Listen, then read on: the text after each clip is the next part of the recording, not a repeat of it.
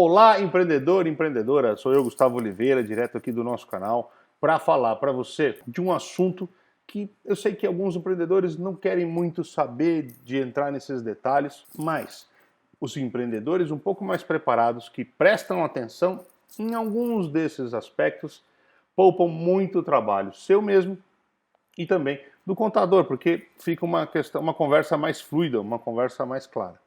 Eu vou aqui falar hoje sobre as 10 principais dúvidas sobre o Simples Nacional.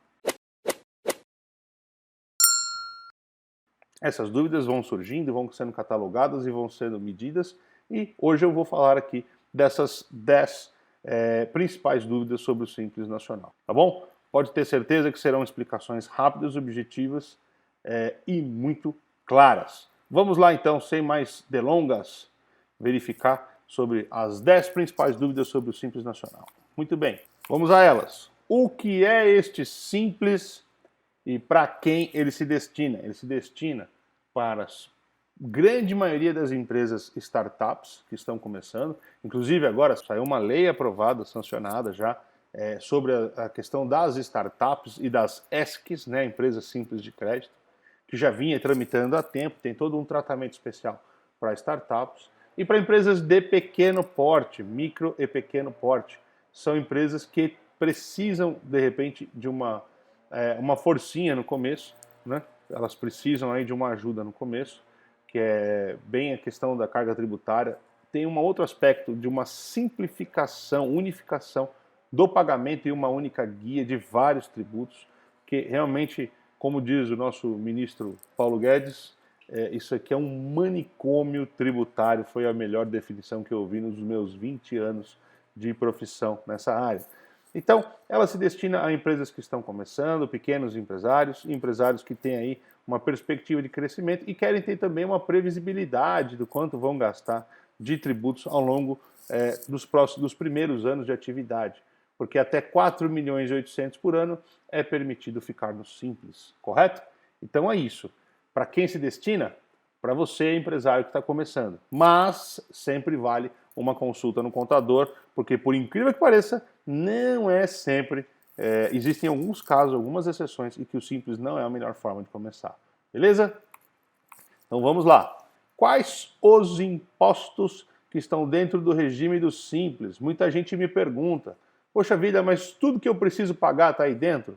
Olha, a grande maioria das coisas que você precisa pagar estão aí. Em alguns casos, a totalidade. Talvez até na maioria dos casos, a totalidade. Mas eu vou lhe dar algumas exceções. Por exemplo, se você tem uma empresa de segurança e aloca mão de obra, né, de segurança ou de limpeza em alguma empresa, você tem lá a questão do INSS patronal, que é a parte da previdência patronal que você paga sobre a folha de pagamento. Para outros anexos do Simples, para outras atividades do Simples, esse INSS está dentro, compreendido na lista. Para essas atividades, em algumas outras, por advocacia, algumas atividades específicas lá do anexo 4, esse INSS, que é retido na fonte, desse pessoal que trabalha, né, alocado, ele simplesmente está fora do contexto. Então, nesse caso, por exemplo, a guia do Simples não tem o INSS patronal. Então, você precisa fazer isso apartado. Então, existem alguns outros casos também de exceção, mas na regra geral, os impostos que a gente tem que pagar estão lá sim compreendidos dentro do Simples, né? A grande maioria ou a totalidade, dependendo do caso, com certeza o seu contador vai conseguir te orientar isso de forma mais clara, porque aí tem que ver qual é a sua atividade antes de sair falando aqui que dá o que não dá. Como esse vídeo vai para todo tipo de empreendedor, empreendedor digital, empreendedor cervejeiro, empreendedor de outros segmentos, a gente não pode sair simplesmente cravando que dá para fazer tal, tal, tal. Se a gente fizer por segmento, aí dá para explicar com mais detalhes. Mas eu acho que vocês entenderam a exceção, entenderam a ideia principal, que é o objetivo desse vídeo. Perfeito? Então, os impostos que estão dentro, vou aqui listá-los. Imposto de renda, contribuição social, PIS, COFINS, INSS patronal, em alguns casos, né? IPI e ICMS. Então, e às vezes ISS, se for serviço. Tudo bem? Acho que está claro para você aí quais são os principais impostos, tributos que estão e contribuições, né, que estão inseridos dentro do Simples Nacional. Vamos à próxima. Quais as vantagens de aderir ao Simples Nacional? A maior delas, você paga todo esse mundaréu de tributos, impostos e contribuições que a gente já falou aqui, que eu já listei, numa única guia, num único dia. Isso você pode parecer que não, mas imagine você ter que pagar 8 guias diferentes em dias diferentes, mesmo que coincida o dia, são 8 documentos a pagar ou um. O que vale mais? Vale muito mais pagar uma guia só. E na grande maioria das vezes, essa guia, que é unificada, ainda vem uma carga tributária menor. Isso é bem legal. Isso é bem legal. Então, essa com certeza é a maior vantagem. Outra vantagem, existem uma série de benefícios na parte de legalização, a parte de simplificação dos processos burocráticos. Ou seja, as taxas na CETESB, por exemplo, são mais baratas para empresas do Simples.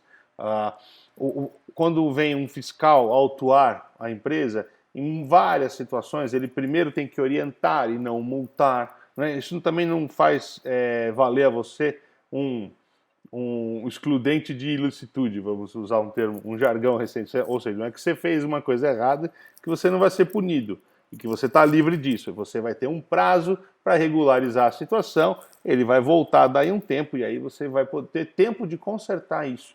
Então existem outras vantagens também do Simples, além da tributária e além dessa questão também, por exemplo, para participar de concorrências públicas.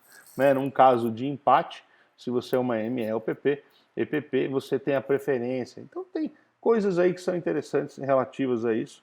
Né? Alguns tipos de atividade, alguns benefícios como o investidor anjo, são exclusividade de quem está no Simples. Todo aquele detalhe, por exemplo, do segmento de cabeleireiros que existem lá, toda uma regra, um regramento de trabalhar com profissionais terceirizados também, só para quem está no Simples. Então, se eu for enumerar aqui, tem vários, mas eu acho que, em linhas gerais, esses são os principais que vale a pena ser ressaltados. Então, vantagens de aderir ao Simples? Tem bastante. Vale a pena você ponderar e fazer contas, sim, porque na grande maioria das vezes, começar pelo Simples, além de mais vantajoso do ponto de vista tributário, tem outras grandes vantagens aí pela frente. Uma empresa com dívidas pode aderir ao Simples Nacional? A resposta é depende. Que tipo de dívida você tem? Você tem uma dívida bancária? Não faz a menor diferença, ok?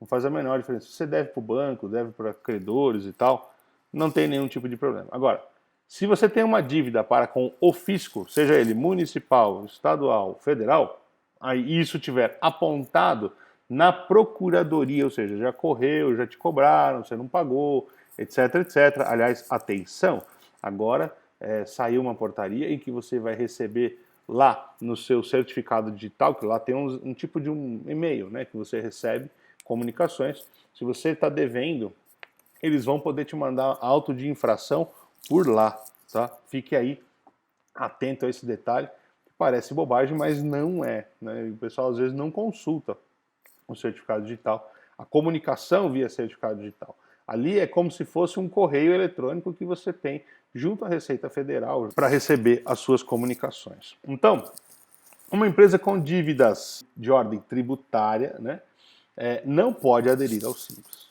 Então, fique atento a isso, porque uma das regras para você ter todo esse benefício que o Simples traz é você estar adimplente, ou seja, estar em dia com as suas prestações, com as suas obrigações tributárias. Tá bom?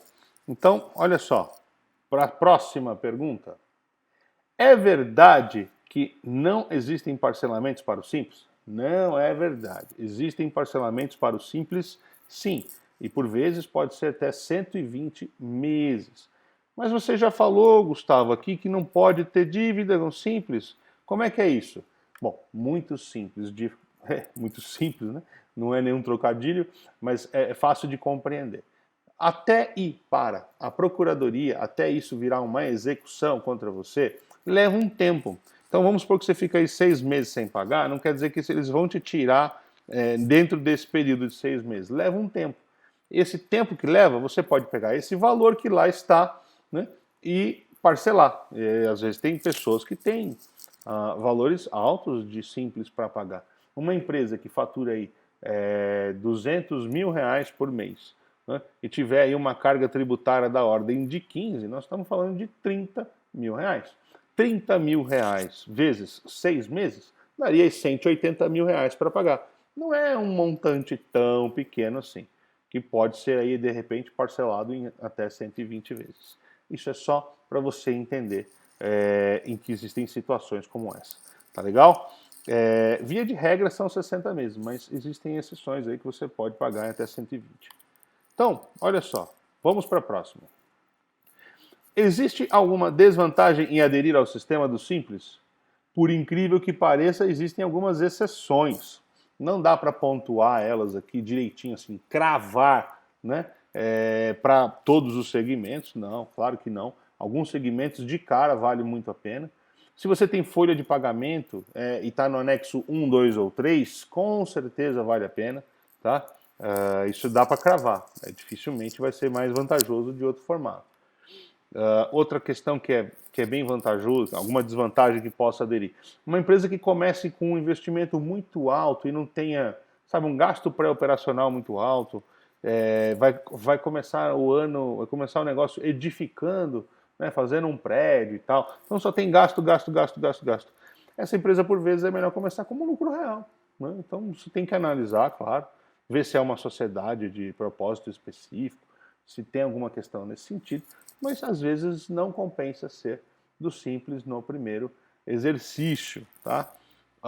Algumas atividades, por exemplo, nem podem ser do Simples, então também tem que ver isso, né? Algumas desvantagens ainda podem acontecer quando você tem algumas vantagens tributárias para não pagar em outras atividades.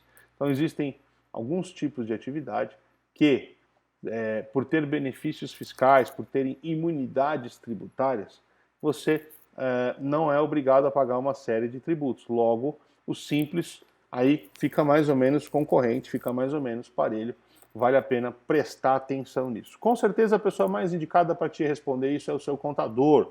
E se ele não for especialista no assunto, procure algum que seja, tá bom? Então, pode haver alguma desvantagem? Em alguns casos de exceção, com certeza eu conheço uma meia dúzia deles, então pode ter certeza que eu já orientei clientes que se assustaram nesse sentido, dizendo, puxa vida, mas eu imaginei que no Simples seria mais barato. E não necessariamente o é, né? Um médico, por exemplo, se ele não tem empregados e tem uma clínica médica, a carga tributária dele no Simples pode chegar aí a 25%, 24,5%. E ao passo que se ele for no lucro presumido, a carga dele deve ficar entre 17%, mais ou menos. Então, no teto, né? Então tem que tomar esse cuidado. O contador tem que saber disso, é importante orientar muito bem o seu cliente. Beleza? Então, olha assim, quais são as alíquotas praticadas? Bom, começa em 4% para o comércio, 4,5% para a indústria, 6% para os serviços mais comuns que estão dentro do anexo 3. Depois, né, aí sobe, vai subindo, pode chegar até 24,5%, como eu já falei.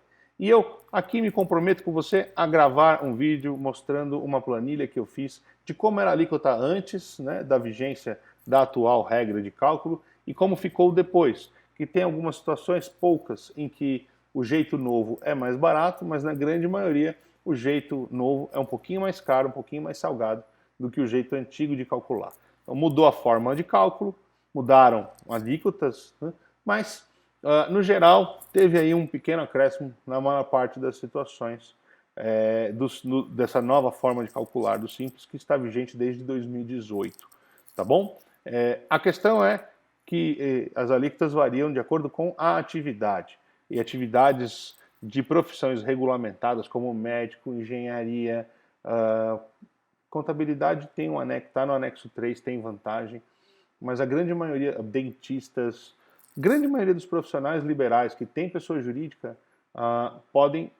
tem que ter uma relação saudável de folha e faturamento, né? Uma relação de 28%, então, ou seja, de cada R$100 que você fatura, se você tem uma folha de pagamento total, um gasto de folha total de 28 sobre cada 100, ou seja, 28%, cada R$1.000 que você fatura, 280 tem que ter folha. Se você tiver esta relação, aí você vai ter vantagem no Simples. Mas se você tem uma clínica, seja lá do que for, e tem uma despesa com folha menor que 28%, então você vai ficar com alíquotas bem salgadas. Aí você vai entrar no anexo 5.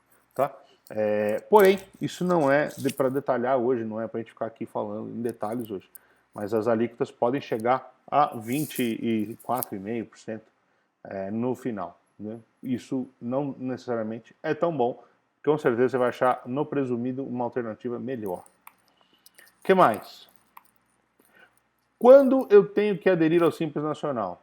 2 momentos você tem que aderir. No momento que você abre a empresa e você tem um prazo ali relativamente curto de tomar essa decisão, depois que você faz o registro ali na prefeitura, eu não me lembro se são 60 dias, 90 dias, mas não tem um prazo tão extenso assim para você fazer a adesão, então não pode vacilar. Terminou de abrir, não é que você faz automática a adesão simples, você tem que fazer uma solicitação para encher lá, assinar um documento e mandar.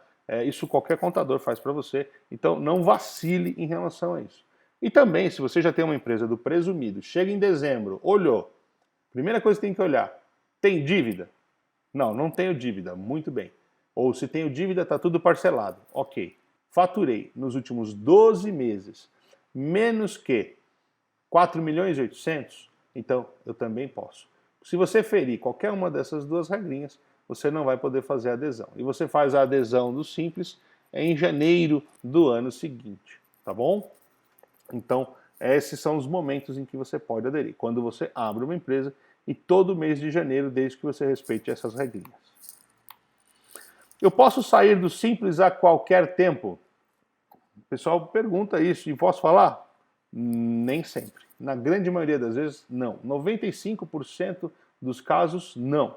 Mas vamos supor que você mudou de atividade, a sua empresa praticava uma atividade X e passou de repente a prestar um serviço diferente que não pode ser do Simples. Do tipo, administração de bens próprios. Né? Então essa atividade ela não pode ser exercida por uma empresa do Simples. Então, você acaba sendo excluído do Simples por obrigação. Uma coisa que, se você tem uma atividade vedada ao Simples, por exemplo, atacadista de cerveja, não pode. Distribuidora de cerveja também não pode ser do Simples. Então, se você coloca lá distribuidora de cerveja, não pode ser do Simples. Então, são algumas atividades. Se você acrescentar no seu objeto, você automaticamente está excluído. Agora, tem que tomar cuidado, que nem todas elas são automáticas, então você tem que informar lá, o teu contador tem que informar lá como é que isso acontece. Eu acho que essa é uma grande ajuda, porque as pessoas têm muita dúvida em relação a isso. Agora, por que 96% das empresas que fecham as portas no Brasil, segundo o Sebrae, são micro e pequenas empresas?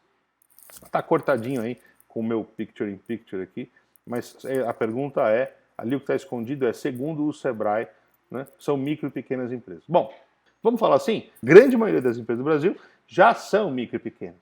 Então, o lucro presumido e o lucro real, eu imagino que não chegue a 10%. Esse número exato eu não tenho, mas tenha que tomar cuidado, porque 90% ou algo perto disso já são micro e pequenas empresas, certo? Baseado nisso, então, 96% ser micro e pequeno é um pouquinho a mais. O que é esse fator de pouquinho a mais que eu quero ressaltar? É a questão do preparo, a questão do planejamento. Empresas maiores, muitas vezes, vêm com estrutura, vêm com organização e acabam se planejando melhor.